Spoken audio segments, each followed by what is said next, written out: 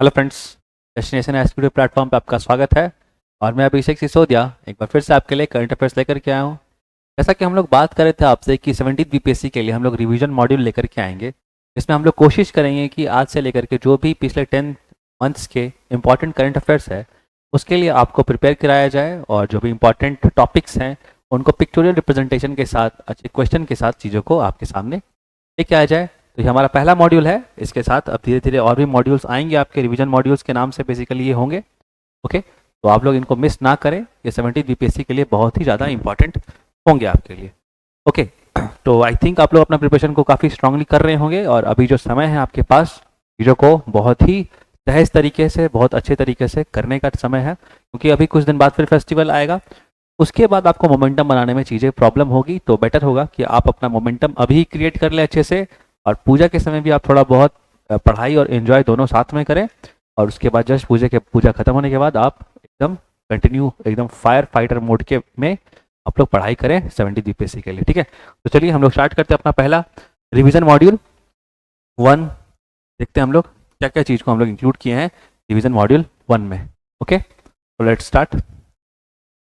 Okay, तो पहला question है, बेसिकली क्वेश्चन और टॉपिक के फॉर्मेट में रहेगा। क्वेश्चन के साथ साथ आप लोगों को कुछ टॉपिक्स भी कराए जाएंगे।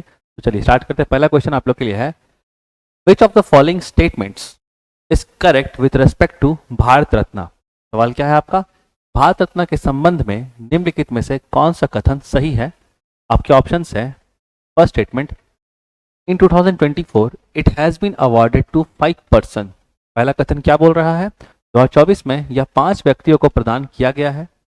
दूसरा कथन बोल रहा है, it was started in the year 1954। इसकी शुरुआत साल 1954 में हुई थी। आपके ऑप्शन है, A 1 only, B 2 only, C both 1 and 2, या फिर D none of the above. क्या लगता है आपको कौन कौन से स्टेटमेंट्स यहाँ सही होंगे। तो देखिए, जो सही आंसर हो जाएगा इसमें आपका बोथ 1 एंड 2 स्टेटमेंट्स यहाँ पे सही है। आपका जो भारत रत्न का अवार्ड है वो इस बार 2024 में 5 लोगों को दिया गया है। ठीक है ना, तो 5 व्यक्तियों को प्रदान किया है भारत रत्न 2024 में। और यहाँ पे जरूर आप लोग ध्यान देंगे, 2024 ऐसा साल है जिसमें सर्वाधिक भारत रत्न, सबसे ज्यादा भारत रत्न 5 लोगों को दिया गया है। जनरली हर साल 3 लोगों को दिया जाता था, बीच में 4 लोगों को भी दिया गया था, but 2024 is the year in which maximum Bharat Ratna award has been awarded. तो इस साल 5 लोगों को भारत रत्न अवार्ड दिया गया है। ठीक है ना, तो पहला स्टेटमेंट आपका सही है। दूसरा, 1954 से ही आपका भारत रत्न देने की शुरुआत की गई थी। It started in the year 1954। तो आपके यहाँ बोथ 1 एंड 2 आंसर सही हो जाएंगे। ठीक है, मूव करते हैं आगे हम लोग।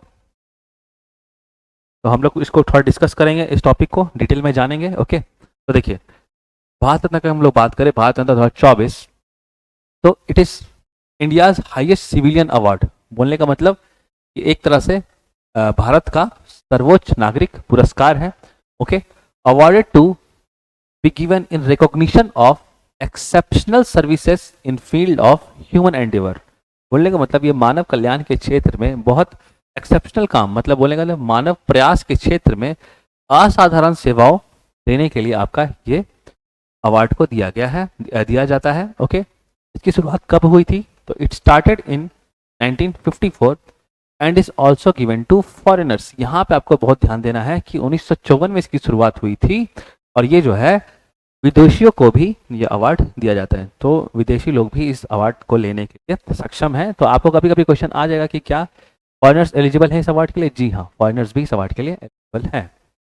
ओके, तो ये देख सकते हो तो लोग भारत रत्न। ओके, एक तरफ भारत रत्न लिखा हुआ होता है और दूसरी तरफ हमारा अशोक स्तंभ रहता है। ठीक है, तो ध्यान रखना इस चीज का आप लोग, 9 पिलर रहता है। ओके, और जानते हैं इस लोग को।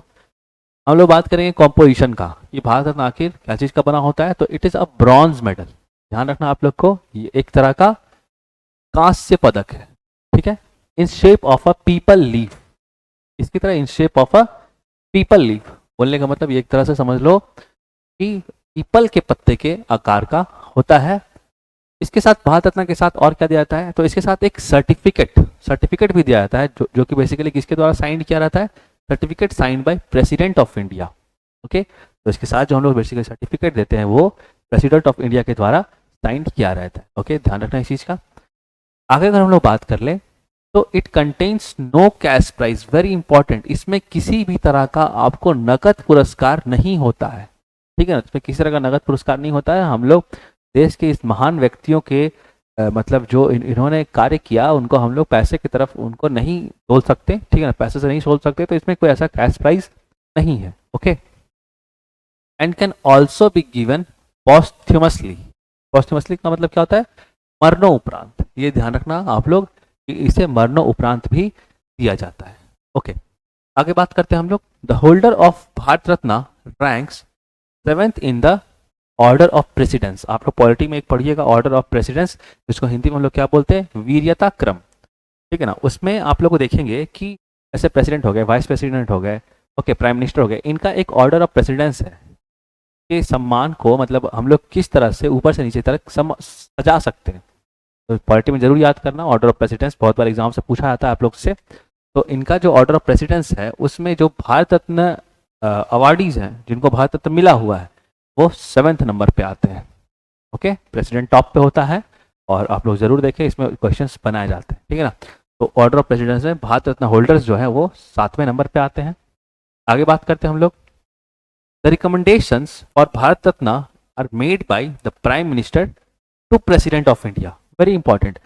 इसके लिए भारत रत्न के लिए कौन सिफारिश करता है? तो भारत रत्न के लिए सिफारिश जो है वो प्रधानमंत्री के द्वारा किया जाता है। वेरी इंपॉर्टेंट, इस चीज को ध्यान रखना। प्रेसिडेंट को कौन सिफारिश करता है, कौन रिकमेंडेशन करता है?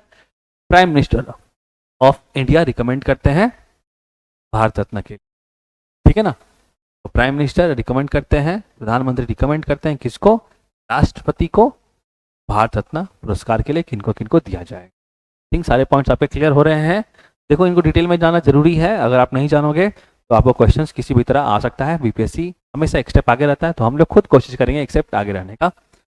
इस पर अगर हम लोग बात कर ले कि इंडिया टॉप सिविलियन अवार्ड जो कि भारत रत्न है, वो कौन 5 लोगों को, 5 एमिनेंट पर्सनैलिटीज जिनके नाम हम लोग अभी देखेंगे, कौन से 5 लोगों को दिया गया है। तो भारत का शीघ्र नागरिक पुरस्कार 5 प्रतिष्ठित हस्तियों को प्रदान किया गया। पहले कौन है? सबसे पहले वेरी इंपॉर्टेंट होगा बीपीएससी के पर्सपेक्टिव में, ध्यान रखना आप लोग, कर्पूरी ठाकुर।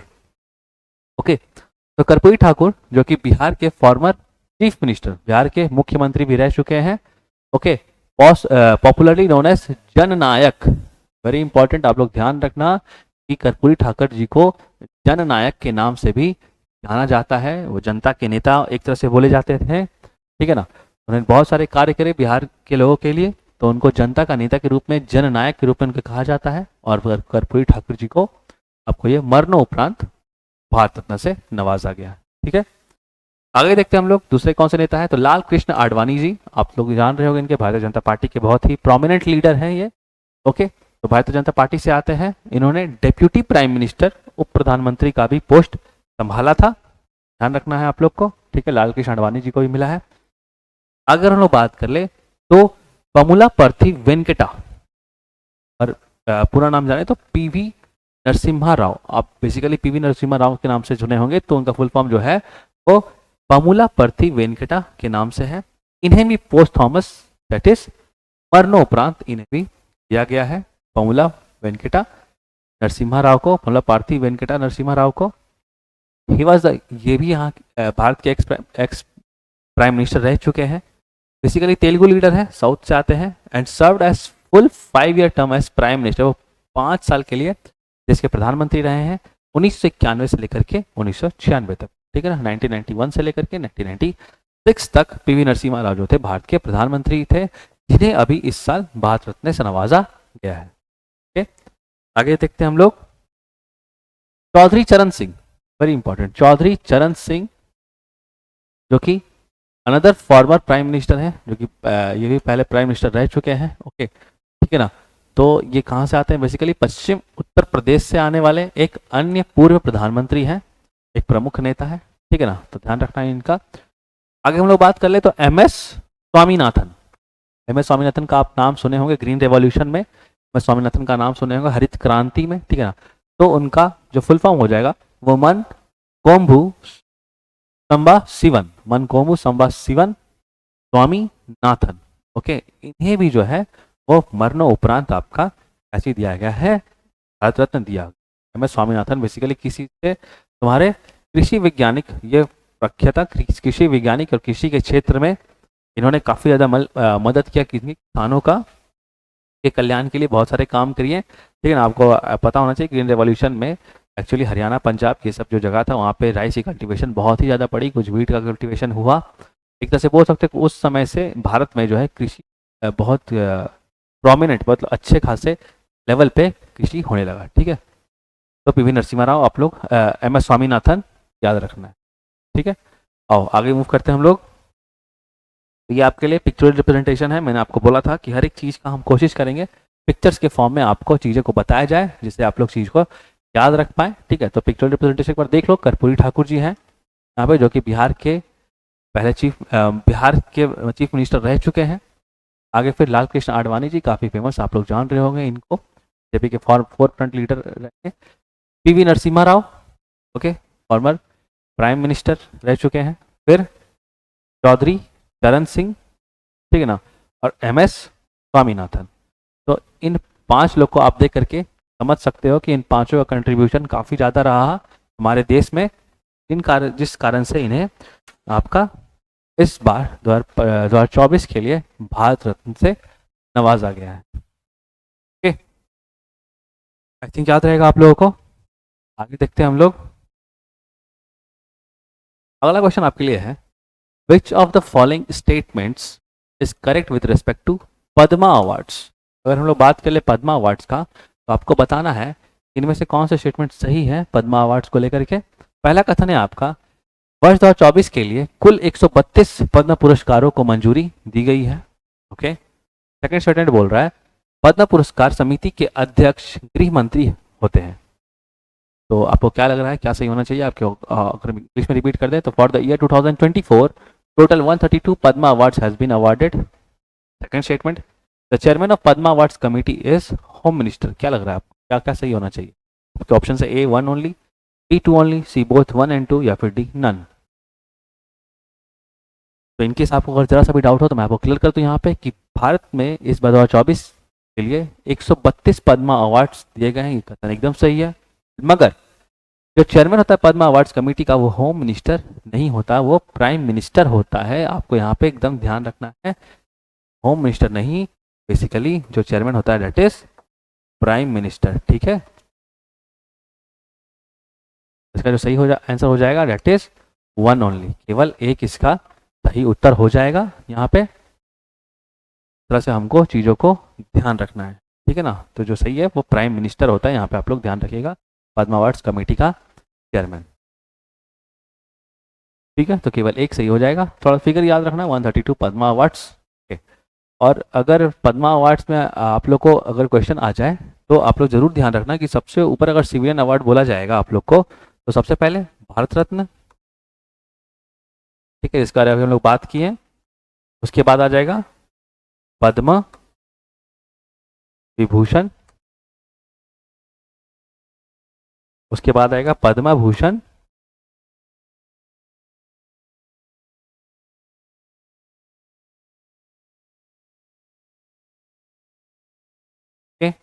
और उसके बाद आ जाएगा लास्ट में पद्मश्री। ठीक है, तो सबसे पहले सिविलियन अवार्ड में अगर हम लोग बात करें तो सबसे टॉप पे आता है भारत रत्न, फिर पद्म भूषण, फिर पद्म विभूषण, और उसके चौथे पे पद्मश्री। ये क्रोनोलॉजी बहुत सारे एग्जाम से पूछ लिया जाता है, आप लोग इसको भी याद रखो, एग्जाम्स में ऐसे भी क्वेश्चन पूछे जा सकते हैं। ठीक है, और केवल एक आंसर होगा क्योंकि चेयरमैन जो होता है वो होम मिनिस्टर नहीं होता, बेसिकली प्राइम मिनिस्टर होता है। ठीक है, और देखते हैं हम लोग इसको डिटेल में, थोड़ा पद्मा अवार्ड्स को जानते हैं अच्छे से हम लोग। तो देखो, राष्ट्रपति ने 2024 के लिए कुल 132 पद्म पुरस्कार प्रदान करने की मंजूरी दी है। ठीक है, उसके बाद अगर आपसे पूछा जाए कि 132 पद्म अवार्ड्स में कौन से अवार्ड्स कितने हैं, जैसे कि पद्म विभूषण कितने हैं, पद्म भूषण कितने हैं, पद्मश्री कितने हैं, तो देखो, तो पद्म विभूषण 5 दिए गए हैं इस बार। आपको ऐसे भी याद रखने में आसानी होगा, 5 भारत रत्न है। ठीक है ना, 5 फिर इधर हो गए आपके पद्म विभूषण, 17 पद्म भूषण है। ओके, और 110 पद्मश्री पुरस्कार इस बार शामिल हैं टोटल पद्मा अवार्ड्स में। टोटल अगर बात की जाए तो पद्मा अवार्ड्स इस बार कितने हैं, 132 है। ठीक है, ओके, और आगे देखते हैं। तो पद्मा पुरस्कारों की घोषणा प्रतिवर्ष गणतंत्र दिवस पे किया जाता है। ओके, तो गणतंत्र दिवस जो कि हम लोग 26 जनवरी को मनाते हैं, ठीक है ना, प्रतिवर्ष 26 जनवरी को आपके गणतंत्र दिवस के अवसर पे पद्म पुरस्कार दिए जाते हैं। 1954 में स्थापित यह भारत के सर्वोच्च नागरिक सम्मानों में से एक है, ठीक है ना। तो इसका स्टैब्लिशमेंट कब से दिया जा रहा है उसको, तो 1954 से आपका पद्मा अवार्ड्स दिया जा रहा है। इस चीज को ध्यान रखना। भारत रत्न भी जो है 1954 से दिया जा रहा है। आई थिंक आप लोगों को दिक्कत नहीं होना चाहिए। अगर हम लोग बात करें ऑब्जेक्टिव, उद्देश्य क्या है इसका, ठीक है, तो इसका उद्देश्य का अगर हम लोग बात कर लें तो to recognise achievements in all field of activities और disciplines where an element of public services involve. बोलने का मतलब कि कहीं ना कहीं मानव कल्याण के लिए, ठीक है ना, पब्लिक सर्विस के लिए जो भी कुछ बहुत अलग सा काम जो उन लोगों ने किया, उनको एक तरह से चिन्हित किया जाता है आपका पद्मा अवार्ड्स दे करके, ठीक है ना। तो पब्लिक सर्विस के लिए बेसिकली काम जो इंपॉर्टेंट पर्सनैलिटीज ने किया उनको पद्मा अवार्ड्स दिया जाता है। आप देख सकते हैं यहाँ पे पिक्चर रिप्रेजेंटेशन आप लोग के सामने है। कुछ पद्म भूषण है, विभूषण है पहले, फिर पद्म भूषण थोड़ा सा ग्रीन टाइप का रिप्रेजेंटेशन आ रहा है, और पद्मश्री थोड़ा हल्का ऑरेंज टाइप का, ठीक है। तो ये बस आपके लिए पिक्चर्स हैं ताकि आप चीज़ों को थोड़ा रिकॉल कर सके। ओके, अब थोड़ा हम लोग डिटेल बात करते हैं पद्मा अवार्ड्स के बारे की। एक्चुअली पद्म विभूषण, पद्म भूषण और पद्मश्री से में अंतर क्या होता है। तो देखो, जो पद्म विभूषण होता है ना, वो असाधारण और विशिष्ट सेवा के लिए दिया जाता है। ओके, हम लोग सब देख लेंगे तो आपको क्लियर हो जाएगा। जो पद्म विभूषण है वो असाधारण और विशिष्ट सेवा के लिए दिया जाता है। जो पद्म भूषण है वो उच्च क्रम की विशिष्ट सेवा के लिए दिया जाता है, ठीक है, वो उच्च क्रम की विशिष्ट सेवा के लिए दिया जाता है। और जो पद्मश्री है वो विशिष्ट सेवा के लिए दिया जाता है। तो अगर आपको कल को कोई क्वेश्चन बनता है इनको लेकर के मैच द कॉलम में, ओके, एक तरफ दे दिया ये सारे अवार्ड्स और दूसरी तरफ आप लोग को दे दिया इनका डेफिनेशन, ये किस पर्टिकुलर ऑब्जेक्टिव या फील्ड के लिए दिया जाता है। तो फील्ड तो खैर क्लियर है, मतलब क्या डिफरेंसेस है इसमें, तो आप आई थिंक समझ पाओगे कि पद्म विभूषण जो है उसमें असाधारण और विशिष्ट सेवा आएगा, जो पद्म भूषण है उसमें उच्च क्रम का विशिष्ट सेवा आएगा, और पद्मश्री में विशिष्ट सेवा, ठीक है। ओके, आगे चलते हैं। तो पद्म पुरस्कारों के पदानुक्रम में अगर हम लोग बात करें, ऑर्डर में अगर हम लोग बात करें, तो सबसे ऊपर आएगा पद्म विभूषण, सर्वोच्च है, सबसे ऊपर है, फिर उसके बाद पद्म भूषण आएगा और फिर पद्मश्री आएगा। ये चीज हम आप लोग को पहले बता चुके हैं, तो आप लोग इसको जरूर ध्यान में रखें। आगे अगर हम लोग बात करें कि इसके पात्रता, इसके एलिजिबिलिटी की अगर बात करें, तो देखो इसमें ना कोई जाति, व्यवसाय, ऐसा कोई डिस्क्रिमिनेशन नहीं है, ठीक है ना। तो हर पर्सन जो है तो होता है इसमें एलिजिबल होता है विदाउट डिस्टिंक्शन ऑफ कोई भी, मतलब देश हो गया, जाति हो गया, किसी भी वर्ग से आए हो, कोई भी धर्म के हो, कोई भी सेक्स का हो, मेल हो फीमेल हो, ठीक है, ट्रांसजेंडर हो, सबको आपको एलिजिबल हैं आप पद्मा अवार्ड्स, ठीक है। ओके, और अब देखते हैं पद्मा पुरस्कार समिति के बारे में जानते हैं हम लोग थोड़ा सा। तो देखो, प्रधानमंत्री द्वारा गठित पद्मा पुरस्कार समिति हर साल राष्ट्रपति को प्राप्तकर्ताओं के नाम की सिफारिश करता है। बोलने का मतलब जो प्रधानमंत्री है उनका कमेटी होता है, प्रधानमंत्री प्राइम मिनिस्टर का कमेटी होता है, जो कि हर साल पद्मा पुरस्कार किसको किसको दिए जा रहे हैं वो चीज प्रेसिडेंट को रिकमेंड करते हैं, ठीक है ना। तो बेसिकली ध्यान रखना कि प्रधानमंत्री की कमेटी तय करती है कि इनको किनको पद्मा अवार्ड्स मिलेगा, और वो तय करने के बाद वो सारी चीज final decision president of India करते हैं, okay, on the recommendation of prime minister of India. I think अब आप लोग गलती नहीं करेंगे, क्वेश्चन कैसे भी आपसे पूछा जाए तो, ठीक है। ओके, अब आगे देखते हैं हम लोग। अब तो अब कुछ क्वेश्चन है आप लोग के लिए, क्वेश्चंस भी आएंगे, फिर टॉपिक भी आएगा, इस तरह से हम लोग चीजों को रोल करके पढ़ाई करते रहेंगे, ठीक है ना। आओ, पहला क्वेश्चन आप लोग के लिए है, निम्नलिखित में से किस देश ने चंद्रमा का अध्ययन करने के लिए हकुटू R2 मिशन शुरू करने की घोषणा की है।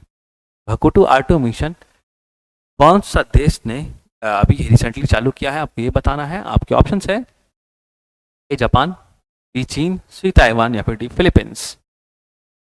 इसमें रिपीट कर दो, which of the following countries has announced the launch of Hakuto R2 mission to study moon. तो देखो सही आंसर हो जाएगा आपका, डेट इज जापान इसका सही आंसर है कि हकुटू R2 मिशन जो है, हकुटू R2 मिशन वो जापान के द्वारा इसकी चंद्रमा का अध्ययन करने के लिए लॉन्च किया गया है। ध्यान रखना है इस चीज का, हकुटू R2 mission is by Japan, ठीक है। और थोड़ा डिटेल देखते हैं हम लोग। टॉपिक को। तो हाल ही में जापान ने चंद्रमा का अध्ययन करने के लिए हकुटू R2 मिशन शुरू करने की घोषणा की है। ओके, क्या जानते हैं हम लोग? तो जापानी अंतरिक्ष अन्वेषण कंपनी, तो जापान की बेसिकली कंपनी है, क्या नाम है? जापानी अंतरिक्ष अन्वेषण कंपनी आई स्पेस। ओके, जापानी अंतरिक्ष अन्वेषण कंपनी आई स्पेस दिसंबर 2024 की शुरुआत में अपना दूसरा चंद्रमा लैंडिंग मिशन लॉन्च करेगी। ठीक है ना, तो कब लॉन्च होने वाला है? तो दिसंबर के महीने में लॉन्च होगा, दिसंबर 2024 में। ठीक है, मिशन का नाम क्या है? तो अपना दूसरा चंद्रमा का लैंडिंग मिशन लॉन्च करेगी। कौन सी कंपनी है? जापान की आई स्पेस। ओके, आई थिंक आप लोग को ध्यान रहेगा इस चीज़ का। ठीक है, और हकुटो R2 मिशन जापान का है और चंद्रमा का अध्ययन के लिए। ठीक है, आगे चलते हैं हम लोग। अगला क्वेश्चन आपके लिए है, अगला क्वेश्चन है the first indigenously developed pollution control vessel has been launched in which state? सवाल क्या है? पहला स्वदेशी विकसित प्रदूषण नियंत्रण पोत बेसिकली एक शिप जैसा आप समझ लो, जो कि कहीं ना कहीं पॉल्यूशन को कम करता है। पोत किस राज्य में लॉन्च किया गया है? आपके ऑप्शंस है तमिलनाडु, बी गोवा, सी आंध्र प्रदेश या फिर डी महाराष्ट्र। कुछ गैस करो आप लोग इसमें। तो देखो, जो सब पहला अभी रिसेंटली जो पोत है प्रदूषण के लिए लॉन्च किया गया वो बेसिकली कहाँ किया गया? गोवा में। ठीक है, तो सही आंसर क्या हो जाएगा? गोवा सही आंसर हो जाएगा इसका। ठीक है, तो हाईलाइट कर दिया है इसको गोवा। तो गोवा में पहला स्वदेशी विकसित प्रदूषण नियंत्रण पोत लॉन्च किया गया है। ठीक है ना, देखो इसका जो मेन मुद्दा होता है ना, ये पॉल्यूशन जो आप समझ रहे हो, जो शिप्स होते हैं, जो शिपिंग इंडस्ट्री है, उसमें ना तेल का बहुत यूज़ होता है। ठीक है, जो शिप चलते हैं उसमें तेल का बहुत यूज़ होता है, और ये तेल कभी कभी रिसाव से शिप से बह के, मतलब समझ लो कि लीकेज के कारण वो शिप से कहाँ चले जाते हैं? पानी में, जिस कारण से वहाँ पे पॉल्यूशन काफ़ी ज़्यादा होता है। ओके, तो इसी को रोकने के लिए एक अभी पोत लगाया गया। पोत बोलने का एक छोटा सा शिप लगाया गया है जो कि इस पॉल्यूशन को कंट्रोल करेगा। और जो आप पढ़ते और जानते हैं, तो भारतीय तट रक्षक बल, इंडियन कोस्ट गार्ड, ठीक है ना, ने गोवा में अपना, देखो गोवा में, याद रखना, गोवा में अपना पहला स्वदेशी रूप से विकसित प्रदूषण नियंत्रण पोत, जिसका नाम क्या है? समुद्र प्रताप। ठीक है, पॉल्यूशन नियंत्रण पोत जिसका नाम समुद्र प्रताप है, उसको लॉन्च किया है। ठीक है, पोत का निर्माण गोवा शिप बिल्डर्स लिमिटेड द्वारा 2500 करोड़ में किया गया। ठीक है, तो पोत का निर्माण किसने किया? इस शिप का निर्माण किसने किया जो कि पोल्यूशन को कम करेगा? तो बेसिकली ये किसके द्वारा किया गया? तो गोवा शिप बिल्डर्स के द्वारा 2500 करोड़ में किया गया है। पोत का उद्देश्य भारत के तटीय क्षेत्रों में तेल के रिसाव, जैसे आपको बता रहे थे ऑयल का पोल्यूशन बहुत ज़्यादा होता है, तेल का रिसाव, तो ये सब क्या करेगा ना, तेल को ऊपरी सतह, जैसे होता है तेल पानी में क्या होता है? ऊपरी सतह पे रहता है, तो ऊपरी सतह से तेल को अब्जॉर्ब कर लिया जाएगा। ओके, तो तेल का रिसाव को रोकना है और स्वदेशी में एक महत्वपूर्ण मील का पत्थर, बोलने का मतलब कि ये देखो भारत के द्वारा पहली बार निर्मित किया गया है ऐसा शिप को जो कि ऑयल के पोल्यूशन को रोकेगा। तो कहीं ना कहीं ये भारत के द्वारा निर्मित इस सब शिप जो है वो काफ़ी ज़्यादा कारगर साबित होंगे और भारत के लिए बहुत इंपॉर्टेंट होंगे, बहुत महत्वपूर्ण होगा। ठीक है ना, इसलिए हम लोग क्या बोलते हैं, बहुत महत्वपूर्ण चीज़ को मील का पत्थर बोलते हैं ना। ठीक है, तो सेम चीज़ है। आई थिंक आपको क्लियर हो गया ये पॉइंट यहाँ पे। तो आगे बढ़ते हैं हम लोग। अगला सवाल है आपके लिए कि 2025 में अंतर्राष्ट्रीय अंतरिक्ष स्टेशन ISS पर जाने वाले पहले भारतीय अंतरिक्ष यात्री कौन होंगे? Who will be the first Indian astronaut to visit the International Space Station in 2025? आपके ऑप्शन है ए शुभांशु शुक्ला, बी प्रशांत बालकृष्णन नायर, सी अजीत कृष्णन या डी अंगद प्रताप। तो देखो जो सही आंसर है वो जान लेना, शुभांशु शुक्ला।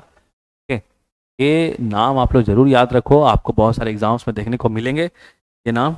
ठीक है, तो 2025 में अंतर्राष्ट्रीय अंतरिक्ष स्टेशन पर जाने वाले पहले भारतीय अंतरिक्ष यात्री कौन होंगे? शुभांशु शुक्ला होंगे। ठीक है, आई थिंक आप लोग को याद रहेगा ये नाम और जानते हैं इनको डिटेल में हम लोग। तो 2025 की शुरुआत में भारतीय अंतरिक्ष यात्री group captain Shubhanshu Shukla axiom 4 mission, देखो एक्सियम 4 मिशन बेसिकली क्या है? एक्सियम 4 मिशन के तहत भारत, यूएसए मतलब अमेरिका ओके, यूरोपियाई संघ, यूरोपियन यूनियन, ओके, और तुम्हारा हंगरी और पोलैंड। तो यहाँ के जो साइंटिस्ट हैं, इन साइंटिस्ट में इन जगहों से साइंटिस्ट को चुना गया है और उन लोगों की इंटरनेशनल स्पेस स्टेशन, ठीक है ना, उसमें ले जाने के लिए, अंतर्राष्ट्रीय अंतरिक्ष स्टेशन पे ले जाने के लिए ये प्रोग्राम है।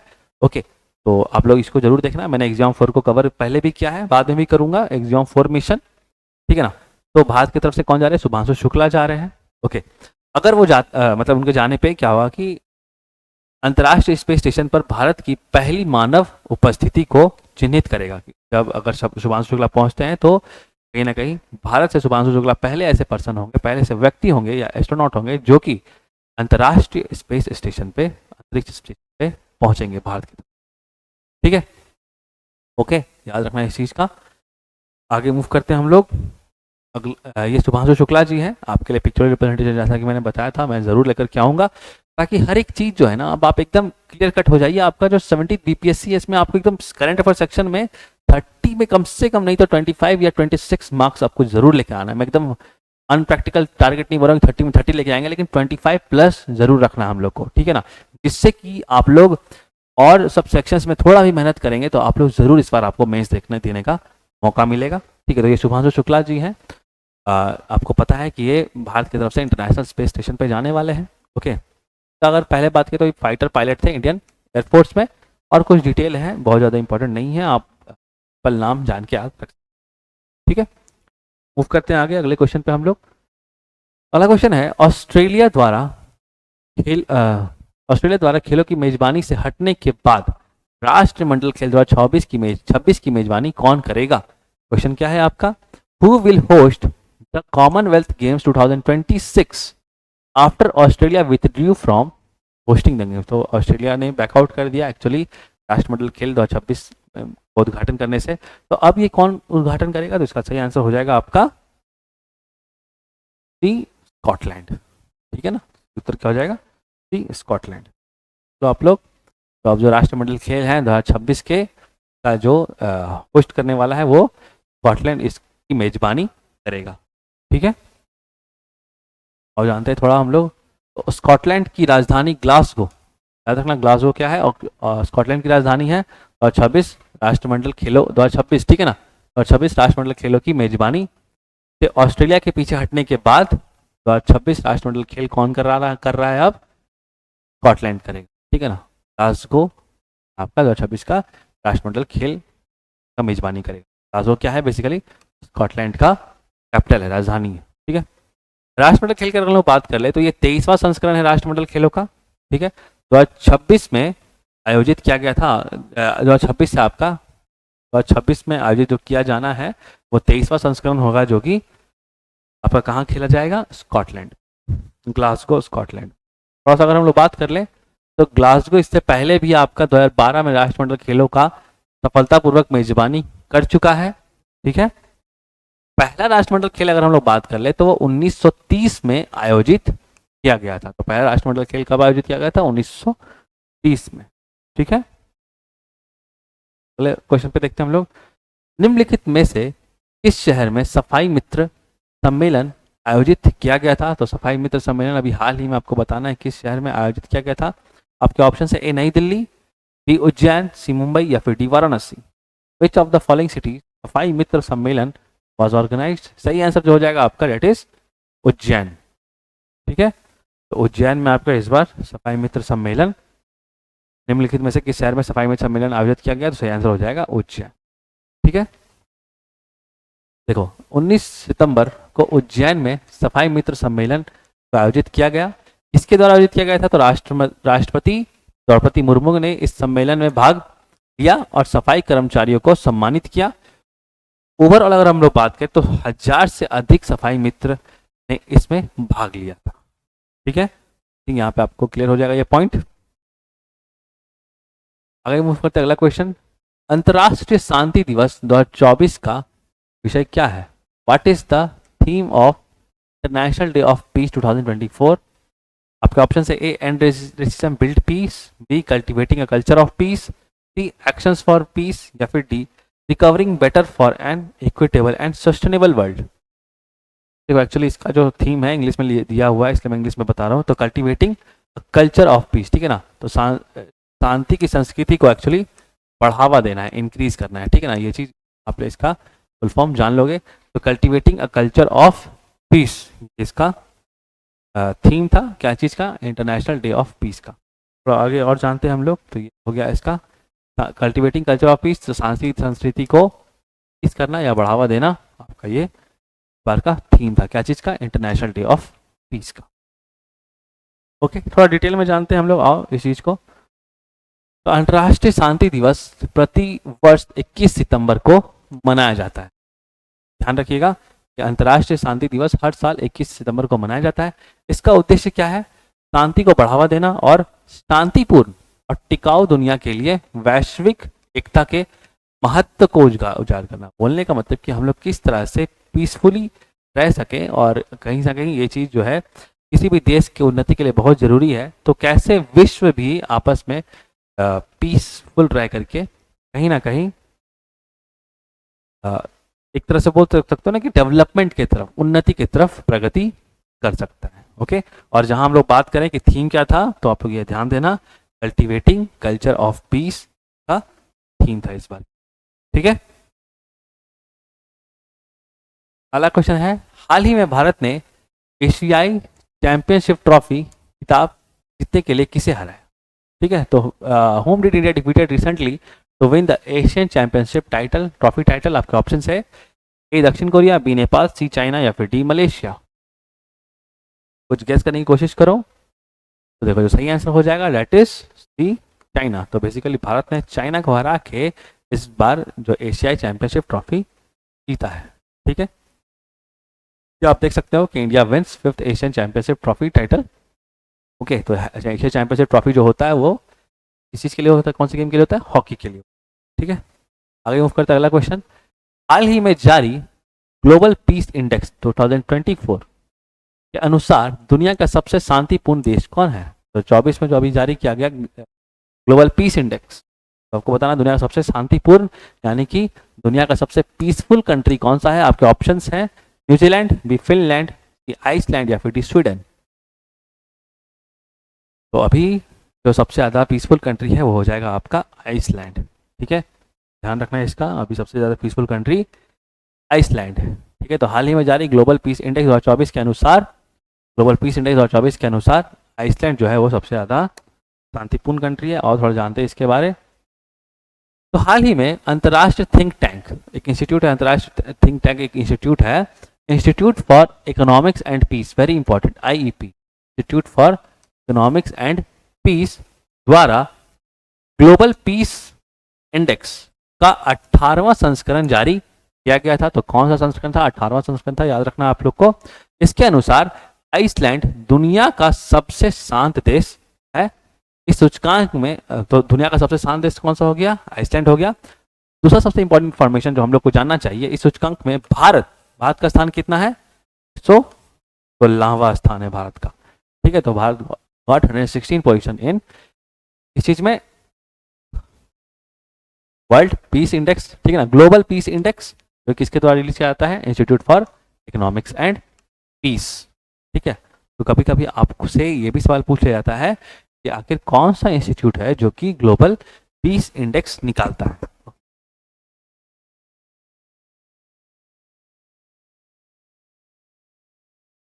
तो आपका आंसर क्या हो जाएगा, आपका आंसर हो जाएगा institute for economics and peace. Bharat का स्थान कितना है इसमें, 116वां स्थान है भारत। ओके, ये आपके लिए पिक्चरल रिप्रेजेंटेशन, ताकि आप लोग पिक्चर्स के फॉर्म में चीज़ों को याद रखो, ठीक है ना। हम लोग थ्योरी बहुत जगह से पढ़ते हैं, लेकिन हम लोग पिक्चर अगर देखते हैं तो चीज़ें हम लोग के जहन में उतर जाती। ओके, तो India ranks 116 in global peace index 2024। पहला रैंक किसका है, आइसलैंड का है। भारत का रैंक 116 है, ओके। और सेकंड आयरलैंड है, थर्ड ऑस्ट्रेलिया है। उसके बाद आप लोगों को नहीं ध्यान रखना है, बेसिकली फर्स्ट याद रखो आइसलैंड और भारत का याद रखो 116। ओके, आगे मूव करते हैं हम लोग। वर्ष 2025 में मोटो जीपी इंडिया का आयोजन किस शहर में किया जाएगा। Okay, which of the following city will host moto GP India in 2025। आपके ऑप्शन है A Delhi, B Amritsar, C Noida या फिर डी चेन्नई। तो आई थिंक इसका आंसर आप लोग सभी को पता होना चाहिए, क्योंकि भारत में एक ही ऐसा जगह जहाँ पे सर्किट है इस तरह का, बुद्धा सर्किट, जो कि नोएडा में। सही आंसर क्या हो जाएगा? डी नोएडा। ठीक है, ओके। और जानते हैं तो मोटर जीपी इंडिया का आयोजन 2025 से 2029 तक ग्रेटर नोएडा गौतम बुद्ध नगर के बुद्धा सर्किट में किया जाएगा। ठीक है, याद रखना इसे। ओके, आगे मूव करते हैं हम लोग अगले क्वेश्चन पे। अगला क्वेश्चन है, निम्नलिखित में से कौन सा शहर अंतर्राष्ट्रीय पर्यटन मेला का आयोजन करेगा? क्वेश्चन क्या है? Which of the following cities will organise the international tourism fair? आपके ऑप्शन है ए काठमांडू, बी नई दिल्ली, सी थिम्पू या फिर डी जयपुर। कुछ आंसर सोचने की कोशिश करो। देखो जो सही आंसर यहाँ पे दैट इज ए काठमांडू। ठीक है ना, तो काठमांडू ऐसा शहर है जहाँ पे आपका अंतर्राष्ट्रीय पर्यटन मेला का आयोजन किया जा रहा है। क्या चीज का आयोजन किया जा रहा है? इंटरनेशनल टूरिज्म फेयर, अंतर्राष्ट्रीय पर्यटन मेला। तो ये आंसर ए काठमांडू, जो कि नेपाल का कैपिटल है। ओके, तो नेपाल की राजधानी काठमांडू वैश्विक पर्यटन, सतत विकास और सांस्कृतिक आदान प्रदान को बढ़ावा देने के उद्देश्य से एक अंतर्राष्ट्रीय पर्यटन मेला की मेजबानी करेगा। ठीक है, तो बेसिकली नेपाल में आपका इंटरनेशनल टूरिज्म फेस्टिवल को ऑर्गेनाइज किया जा रहा है नेपाल के कैपिटल काठमांडू में। ओके, और इस मेला के बारे में हम लोग बात किए तो इस मेला जो है 14 जून से शुरू होगा और मेला 16 देशों के पर्यटन उद्यमी भाग लेंगे। बोलने का मतलब ये 14 जून से चालू होगा और लगभग इसमें 16 देश के जो एंटरप्रेन्योर्स हैं, उद्यमी हैं, वो पार्टिसिपेट करेंगे। ओके, आप लोग याद रखिए इंटरनेशनल टूरिज्म फेस्टिवल कहाँ होने वाला है? काठमांडू में होने। आगे मूव करते हैं, किस देश में विश्व पैरा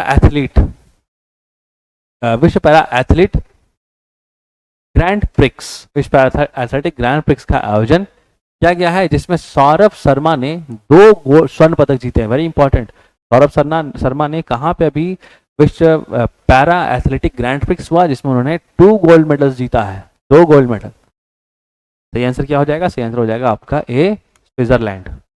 ठीक है, और देखो तो पैरा एथलीट ग्रैंड प्रिक्स जो है अभी कहाँ हुआ? स्विट्जरलैंड में हुआ, जिसमें कि सौरभ शर्मा, ठीक है ना, सौरभ शर्मा ने 2 गोल्ड मेडल जीते हैं। ठीक है, आगे बढ़ते हैं। तो स्विट्जरलैंड में world para athletic grand prix का आयोजन किया गया, जिसमें हिमाचल प्रदेश के हमीरपुर जिले के एथलीट सौरभ शर्मा ने स्विट्जरलैंड के नॉर्थवेल्स शहर में, कहाँ आयोजित किया गया था? आपके नॉर्थवेल्स शहर में किया गया था। World para athlete grand prix का आयोजन किया गया था। उसमें आयोजित विश्व पैरा एथलीट ग्रैंड प्रिक्स में उन्होंने 2 स्वर्ण पदक जीते। कितने 2 स्वर्ण पदक जीते? 2 स्वर्ण पदक। वेरी इंपॉर्टेंट, ध्यान रखना इस चीज का। कौन कौन से इवेंट में? तो सौरभ शर्मा ने 155 मीटर और 5000 मीटर दौड़ रनिंग रेस में आपका स्वर्ण पदक जीता है। ठीक है ना, 155 मीटर्स और 5000 मीटर्स रेस में उन्होंने स्वर्ण पदक जीता। ठीक है, ओके, आगे देखते हैं हम लोग अगला question. Who among the following has won the title of 2024 Norway chess championship? सवाल क्या है? निम्नलिखित में से किसने 2024 नॉर्वे शतरंज चैंपियनशिप का खिताब जीता है? आपके ऑप्शंस है R Praggnanandhaa, B Magnus Carlsen, C Hikaru Nakamura या फिर डी अन्ना मुशिकशुक। आई थिंक ये काफ़ी इजी क्वेश्चन होगा आप लोग के लिए, क्योंकि आप लोग को पता होना चाहिए कि नॉर्वे शतरंज चैंपियनशिप जो है इस बार मैग्नस कार्लसन ने जीता। ठीक है ना, आप लोग चाहो तो पिक्चर देख सकते हो आप लोग। ठीक है, ये नॉर्वे चेस चैंपियनशिप के विनर्स का पिक्चर यहाँ लगा हुआ है। ओके, अगर मेल में बात किया जाए तो मैग्नस कार्लसन ने, और फीमेल में तो जू वेनजून ने। ठीक है, इस बार नॉर्वे चेस चैंपियनशिप जीता है। ठीक है, थोड़ा पढ़ लेते हैं हम लोग इसको। तो मैग्नस कार्लसन, थोड़ा आंसर देखते हैं। तो नॉर्वे शतरंज सुपर टूर्नामेंट का 12वां संस्करण 7 जून को संपन्न हुआ, जिसमें मैग्नस कार्लसन ने अपना छठा नॉर्वे शतरंज खिताब जीता है। तो 6th बार नॉर्वे शतरंज चैंपियनशिप जीते मैग्नस कार्लसन ने। और जू वेंजन पहली नॉर्वे शतरंज महिला चैंपियन बनी है। ठीक है, तो जू वेंजन पहली नॉर्वे शतरंज महिला चैंपियन बनी है। आई थिंक आप लोग को ये याद रहेगा। ओके, आगे देखते हैं। निम्नलिखित में से किसने हाल ही में आयोजित कनाडा ग्रैंड प्रिक्स का खिताब जीता है? तो कनाडा ग्रैंड प्रिक्स जो अभी हाल ही में हुआ, खिताब किसने जीता है? सही आंसर क्या हो जाएगा आपका? आपके ऑप्शन है A George Russell, B Sergio Perez, C Max Verstappen, या फिर डी कार्लोस सेंस। सही आंसर आपका मैक्स वेरस्टेपन है। आप लोग अगर जरा सा भी देखते होंगे कैनेडियन ग्रैंड प्रिक्स या फिर ग्रैंड प्रिक्स देखते होंगे तो आप लोग को समझ में आ जाएगा कि मैक्स वेरस्टेपन काफ़ी फेमस नाम है इस गेम के। ओके, तो मैक्स वेरस्टेपन सही आंसर है।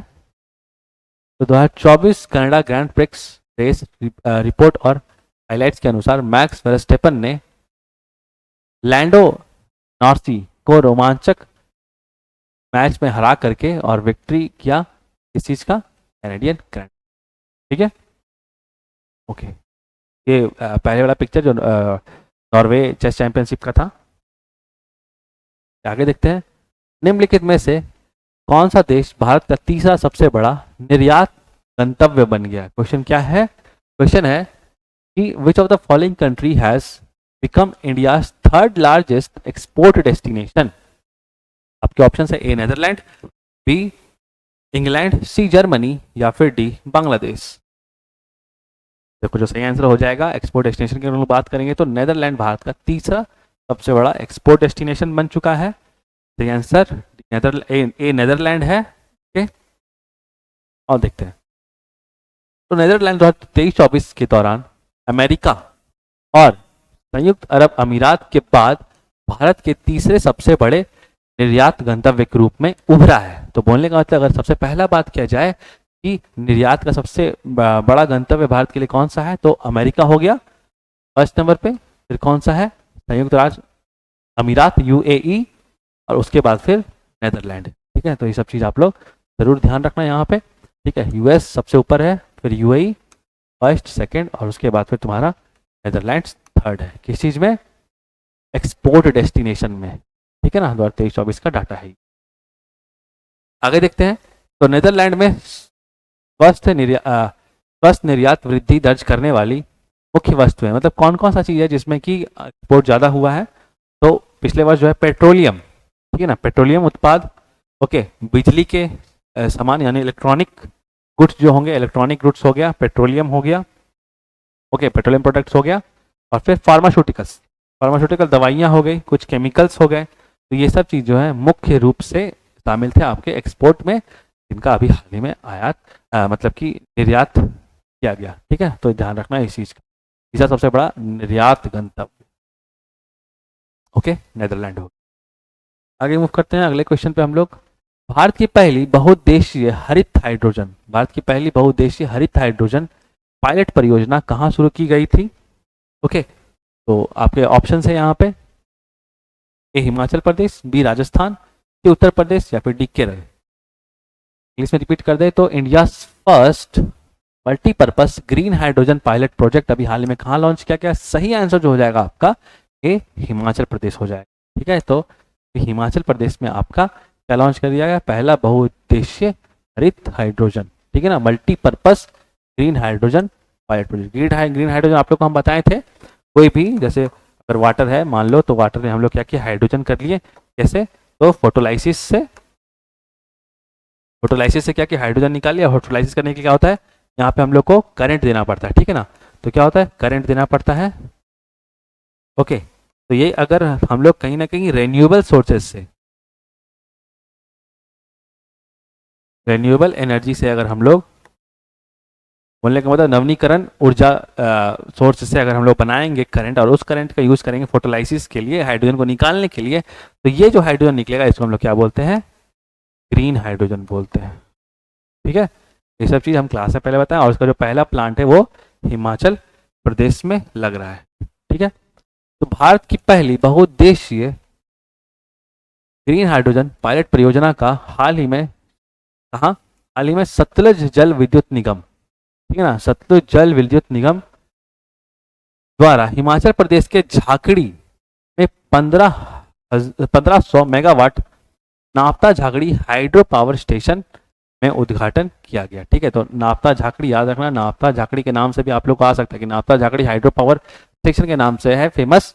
ठीक है, जो किसके द्वारा संचालित किया जाता है, जो सतलुज जल विद्युत निगम के द्वारा संचालित किया जाता है, जिसमें इस बार पहली बार भारत का पहला बहुउद्देशीय ग्रीन हाइड्रोजन पायलट परियोजना को शुरुआत किया गया है। ठीक है, ओके, देखो ये थोड़ा पिक्चर के फॉर्म में सिंपल लिखा हुआ है। Satluj Jal Vikas Nigam limited inaugurates India first multipurpose green hydrogen pilot project. ठीक है, ओके, क्वेश्चन नंबर 16, स्वच्छ ऊर्जा को अपनाने में गुजरात के साथ किस अन्य राज्य का पहला स्थान मिला है? तो आपको बताना है कि गुजरात के साथ स्वच्छ ऊर्जा, ठीक है, स्वच्छ ऊर्जा बेसिकली बोलने वाला क्लीन एनर्जी अपनाने में गुजरात के साथ और कौन सा स्टेट टॉप पे है? आपके ऑप्शन है ए उत्तराखंड, बी उड़ीसा, सी कर्नाटक या फिर डी त्रिपुरा। देखो जो सही आंसर हो जाएगा वो हो जाएगा कर्नाटका। ठीक है ना, तो गुजरात के साथ कर्नाटका जो है, जो कि क्लीन एनर्जी बोलो या फिर स्वच्छ ऊर्जा बोलो अपनाने में अभी टॉप स्टेट्स हो गए हैं ये सब। ठीक है, और देखो तो कर्नाटका और गुजरात स्वच्छ ऊर्जा को अपनाने के लिए भारत का शीर्ष राज्य हो गया है। अब ये डाटा कौन निकाला? तो institute for energy economy and financial analysis, institute for energy economy and financial analysis और एम्बर्क ने बताया कि ये दोनों राज्य देश के स्वच्छ ऊर्जा संक्रमण में अग्रीन है। अग्रीन का मतलब टॉप स्टेट्स हो गए हैं आपके कौन कौन से? कर्नाटक और गुजरात। किस चीज में? अडॉप्टिंग क्लीन एनर्जी को अडॉप्ट करने में। ठीक है, आई थिंक यहाँ पे आप लोग क्लियर हो गया ये पॉइंट। किसके द्वारा निकाला गया ये रिपोर्ट? तो institute for energy economics and financial analysis. ठीक है ना, institute for economy and energy and financial analysis द्वारा ये रिपोर्ट जारी किया गया। 17th क्वेश्चन, निम्नलिखित में से किसने हाल ही में चंद्रमा पर मानव भेजने के उद्देश्य से सांजाओ 18 नामक एक अंतरिक्ष यान लॉन्च किया है? ओके, सवाल क्या है आपका? Which of the following has recently launched a spacecraft named Sanzhao 18 with the aim of sending humans to moon? तो मानव को मून में भेजने के लिए सांजाओ 18 नामक अभी किसने लॉन्च किया है आपका? Recently launch Shenzhou 18 spacecraft. ठीक है ना, तो आपका ऑप्शन है A Japan, B China, C Taiwan या फिर डी दक्षिण कोरिया। आप लोगों को पता होना चाहिए सांजाओ 18 जो है वो चाइना का प्रोग्राम है और चाइना इसके थ्रू कहीं ना कहीं एस्ट्रोनॉट्स को चंद्रमा पे भेजना चाहता है। ओके, तो देखो हाल ही में चीन ने 3 सदस्य चालक दल को अपने परिक्रमा कर रहे यांगोंग अंतरिक्ष स्टेशन, वेरी इंपॉर्टेंट यहाँ पे ध्यान रखना, कोई भी ऐसा दुनिया में एक ऐसा कंट्री जिसका अपना खुद का स्पेस स्टेशन है आज के डेट में, इंटरनेशनल स्पेस स्टेशन तो सबका है एक तरह से, जो कि 2030 तक खत्म हो जाएगा, लेकिन कौन सा ऐसा देश जिसका खुद का अपना स्पेस स्टेशन है? तो वो हो जाएगा आपका चाइना का थियांगोंग नाम है। ठीक है ना, तो चाइना ऐसा कंट्री जिसका खुद का अपना फिलहाल स्पेस स्टेशन है जिसका नाम थियांगोंग है। वहीं पे उसने क्या किया था? सांजाओ 18 नामक अंतरिक्ष यान अभी हाल ही में लॉन्च किया।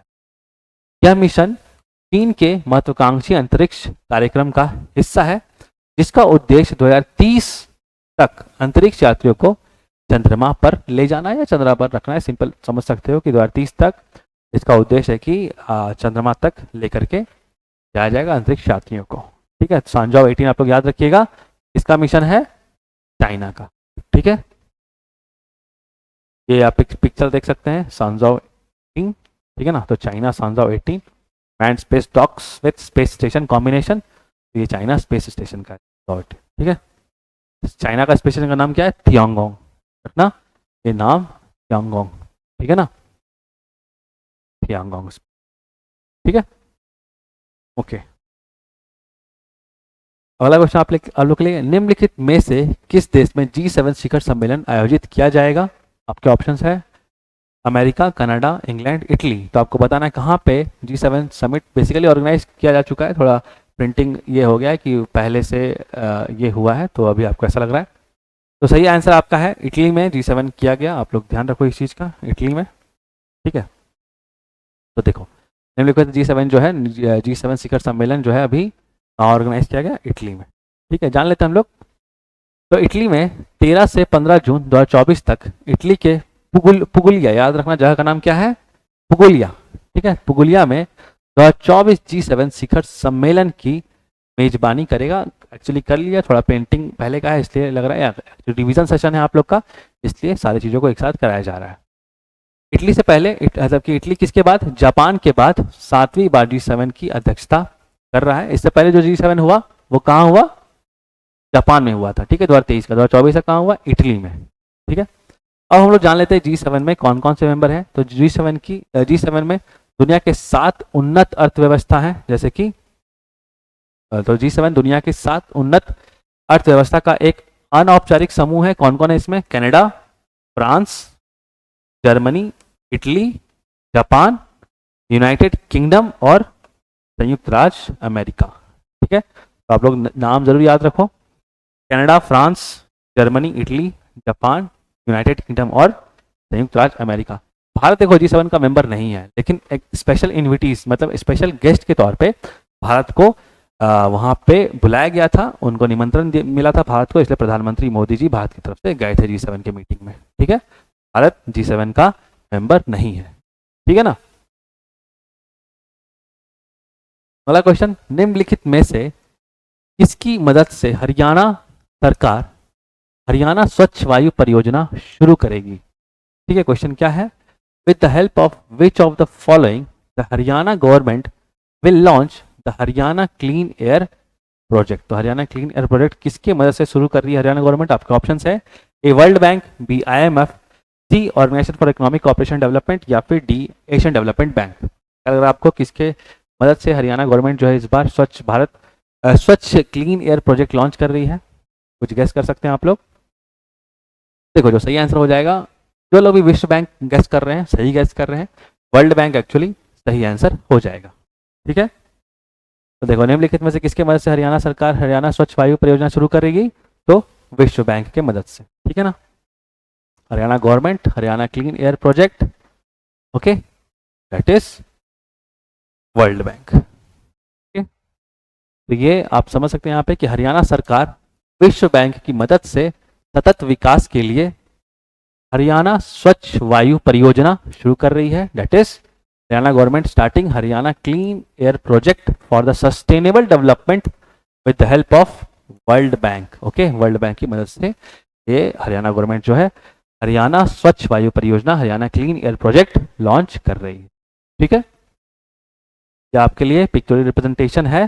ठीक है ना, कि हरियाणा गवर्नमेंट जो है हरियाणा गवर्नमेंट तो लॉन्च ₹10,000 करोड़ प्रोजेक्ट 10,000 करोड़ का प्रोजेक्ट लॉन्च कर रही है, funded by the world bank. यहाँ पे आपको ध्यान रखना है किसके द्वारा फंड किया गया है हरियाणा के प्रोजेक्ट को, क्लीन एयर प्रोजेक्ट को, तो वर्ल्ड बैंक के द्वारा। किस चीज़ के लिए, एयर पोल्यूशन के लिए। तो अगर आप लोग पिक्चर्स भी देखोगे तो आप लोग पिक्चर से भी चीज़ों को याद रख पाओगे और एग्जाम में आप क्वेश्चंस को सही कर सकते हो। ठीक है ना, जिससे कि आपको क्या होगा 70 BPSC में प्रीलिम्स में सिलेक्शन होने का चांसेस काफ़ी ज़्यादा बढ़ जाएगा। ठीक है,